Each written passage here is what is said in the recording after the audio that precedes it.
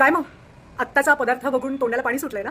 कैऱ्यांचा season येतोय आणि मी दाखवतेय कैरीची एक कमाल अशी रेसिपी. हाय, आज बऱ्याच दिवसांनी मी एक रेसिपी घेऊन आलेली आहे आणि ती रेसिपी म्हणजे जेव्हा आपल्याला काहीतरी असं छान असं मला जेव्हा खायचा मूड येतो पण भाजी वगैरे करण्याचा कंटाळा येतो, तर अशा वेळेला होणारी झटपट अशी आज रेसिपी घेऊन येते ज्याचं नाव आहे कैरी कांदा. कैरी कांदा करण्यासाठी मी हे छान मोठं पातेलं घेतलंय. थोडंसं मोठं घ्यायचंय म्हणजे ते मिक्स करायला सोपं पडतं. इथे मी घेतल्या 2 कैऱ्या किसलेल्या, त्याच्यानंतर एकदम बारीक चिरलेला कांदा, चवीसाठी मीठ आणि गुळ पावडर घेणार आहे. आणि याच्यानंतर घ्यायचंय फोडणीसाठी लागणारं साहित्य, जे ॲज युजल असतं. ह्याच्यात खूप वेगळ्या काहीतरी इन्ग्रेडियंट्स लागणार नाही आहेत, नेहमीचेच आहेत. सो तेल, जिरं, हिंग, मोहरी, तिखट असं सगळ्या गोष्टी लागणार आहेत. बघूया कसं करते.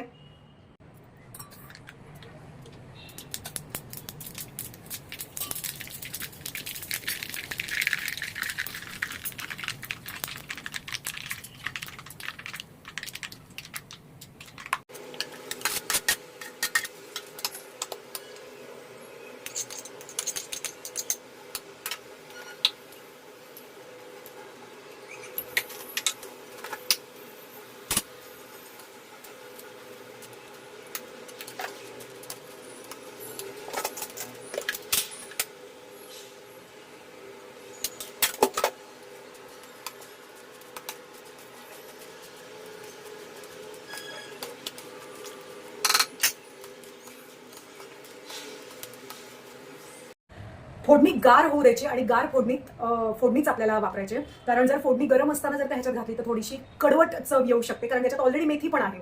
मेथीचे अगदी 4 दाणे घालायचे. आता हे बघा, हे हाताने मिक्स केल्यानंतर काय सुंदर कलर आलाय.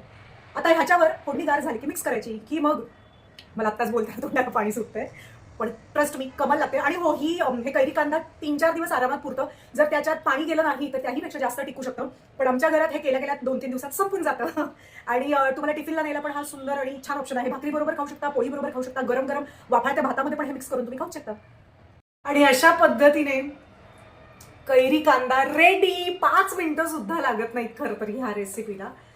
आणि बघा कलर कसा आलाय, हे काढून टाकते. See the colour. मला ना अशा कलरफुल डिशेस खायला खूप आवडतात, त्याच्यामुळे मी खूप प्रयत्न करते की माझ्या डिशमध्ये छान छान कलर्स दिसतील. तुम्ही पण नक्की ट्राय करून बघा आणि कशी झाली होती ते पण सांगा. अर्थात गुळाचं प्रमाण मात्र तुम्हाला आंबट किती आवडतंय त्यानुसार आहे. खूप आंबट आवडत नसेल तर गुळ थोडा जास्त घाला, आंबट आवडत असेल गुळ कमी घातला तरी चालेल. नक्की ट्राय करा आणि मला कळवा